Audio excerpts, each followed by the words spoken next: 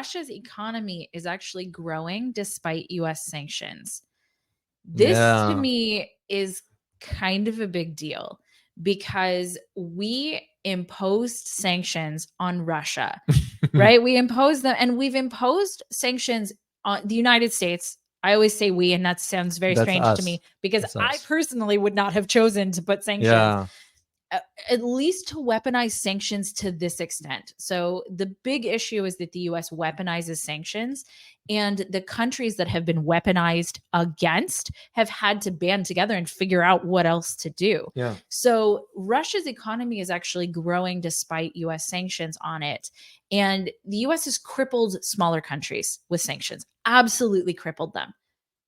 But it didn't cripple Russia, which is beyond interesting. Yeah. Because what has happened, so the IMF actually said that it expects the Russian economy to grow by 1.5% this year. Granted, last year it did shrink by 2.1%. Mhm. However, it's gaining that back. Which is impressive. It's very impressive. Yeah. But what's happening is that Russia has actually had to go out and make other alliances. It's had to find other places to sell its oil, for example. Yeah. And it's found those places.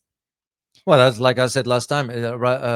Russia doesn't have to worry now about Europe because just between two markets, China and India, Yeah. even though with India now there are some issues regarding the currency, the rupees, Right. and also the environments in India. It's Right. India's going some. As a matter of fact, there is, believe it or not, will you be surprised to hear that there is now a call for no confidence vote on Modi. Yeah. But it's not about the economics. Yeah. It's about the rape cases in the ethnic group of in Manipur, Yeah. northeastern part of India. Well, It's very bad. it is. And that's Very bad. something that has been It's been going on for a yeah, while. it's and I remember the foreigner. Mhm. She was from Sweden, I think. It was raped there. Yeah. It's bad. The Yeah. problem for Modi is he's staying silent about it. Yeah. But anyway, that's another conversation. And you can't stay silent No, about no, the no, bad no, you stuff can't. that's happening. You can't. just You can't. absolutely can't. You can't. You Maybe have to come out and deal with it. maybe we need to address India in general term Yeah. one day. So, but just my point is, when I said about back then that Russia doesn't have to worry, the Yeah. two markets between China and India will be enough to replace the whole Europe. The Right. reason why it was convenient for Russia in Europe, proximity. Right. Pipeline, Nord Stream 1, Nord Stream 2. Right. One of them controlled by the Russians, one of them controlled by the Germans. Mhm. So we saw that as a great concern for us. Yeah. We never wanted, like I always say, Ukraine conflict wasn't about Ukraine. Right. It was about preventing the rapprochement or the closeness, economically speaking, between Europe and Russia. Because if Europe gets closer to Russia, it's a big problem for us economically. Because what is at the heart of the economy? Any economy? Right. Access to energy. Yeah. Hands down. Simple Access as to that, yeah. energy. So this is why their economy is Yeah. going to be doing well. Let alone now that the ill-conceived policies or sanctions, that is, because it was a failure from the get-go. Absolutely. Whoever suggested that wasn't thinking long-term.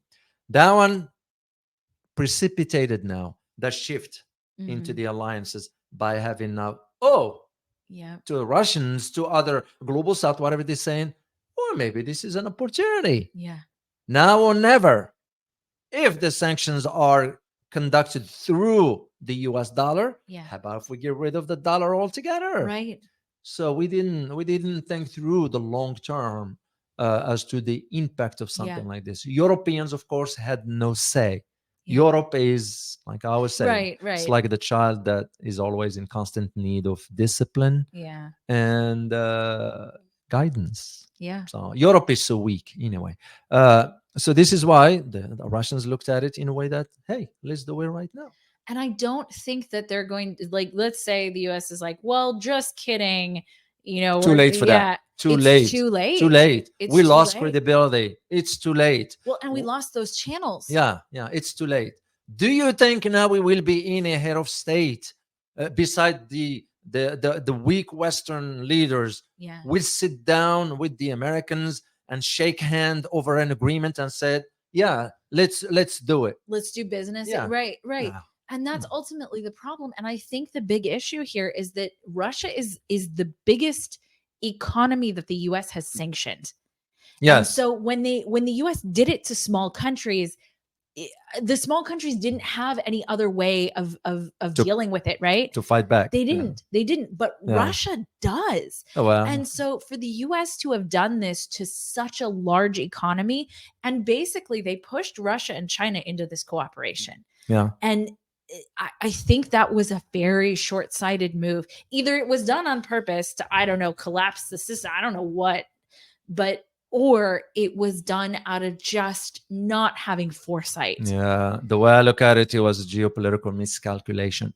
That's usually because what did they think was going to happen? Did they think that an economy this large was just going to roll over and just say, "Oh, I guess we'll just not sell our oil anywhere"? No. What? And this is without even access now to Arctic energies yet. Exactly. So that's why China, by the way, is involved in investments, because it has to do with the pipeline, a major pipeline. Interesting enough, and I'm going to go back to Africa quickly here. There is a pipeline in the conversation that was supposed to go through Niger, from Niger through Algeria all the way to Europe. Big deal. Big deal. Algeria is saying, we might want to think twice about that now. So because that's it. All the resources at some point, but when, just while I'm thinking about it, when France said, well, we're not sending aid anymore, and we're not going to be buying uranium, you need to find another customer.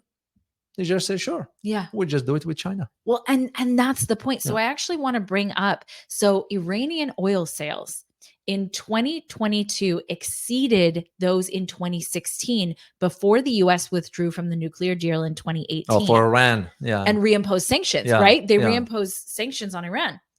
Most of the new Iranian oil sales, because remember, it's exceeded 2022 exceeded oil sales because the sales have been to China. Oh, yeah. They got a deal with them, and even in the currency. So, and now they're working, by the way, they've been working, they're still working. I'm keeping an eye on the Iran and Russia. They are considering some specific currency between the two. They're working on it to put it together.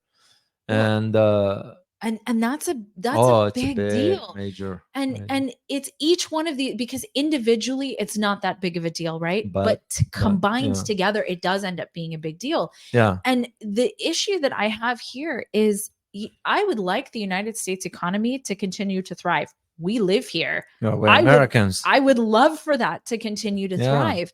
But when you push other countries to the brink of desperation or starvation, they are going to figure out another plan. That's true. And I think that it is either straight up negligence on the part of the people making these policies, or arrogance, or I don't know what. But the problem is, if it worked, I would be in full support of it. But it doesn't work. It only drives countries to figure out other ways.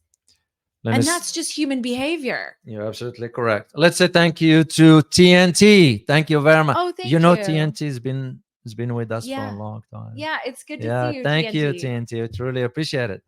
You wrote, Dr. Dave, would you address, first one calls me Dave. Hardly. We associate Dave with somebody with a beer and all that. And I don't drink beer. A good one. Anyway, Dr. Dave, would you address the Israeli lobby and how it corrupts the U.S. government representatives? If people have not seen the lobby, you need to watch it to see the corruption involved in the U.S. Yeah, you got a point there, because the Jewish lobby. Now, I'm sorry here. There are two terms most Americans do not differentiate between. There's the Israeli lobby and the Jewish lobby. Yeah. So they're the two. One of them is not the same as the other, because one of them has to do with the Jewish nationality, ethnicity, and so forth. The other one has to do with the political orientation and so forth. One thing they share in common, they're both influential. Yep. But mainly the one in the political, and that political one because it's in Congress. That's why no member of Congress will ever vote against anything for Israel. So it's very problematic for us.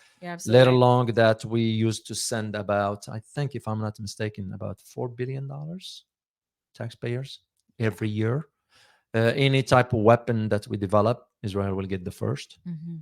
And the only country, there are two countries, Israel and Saudi Arabia, that we will never question human rights and all that when we want to sell a weapon, because in our laws, before we sell a weapon, we have to look at their human rights record.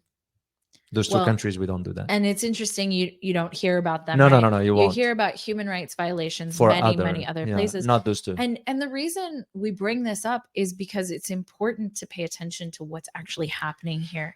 And you're absolutely right, TNT, about the lobby. Yeah, it's very powerful. That's the bottom line to it. Very, very powerful, very influential. And I'm telling you this based on experience in Washington. Not even the president of the United States can go against it. Well, the president of the United States, people think, has all the power. Oh, no. But that's absolutely not He's true. useless. And the president of the United States is here minimum 4 years, maximum 8 years. The people that are really doing this kind of stuff, I mean, quite frankly, look at how long Victoria Nuland's been around. How long has she been around? She's been around it's for decades and decades. And now she's becoming undersecretary of state. Big concern. And so we're looking at the people who are only around for 4 years, 8 years. And the people who have been around for decades. Who do you think is in power? You're right. Right?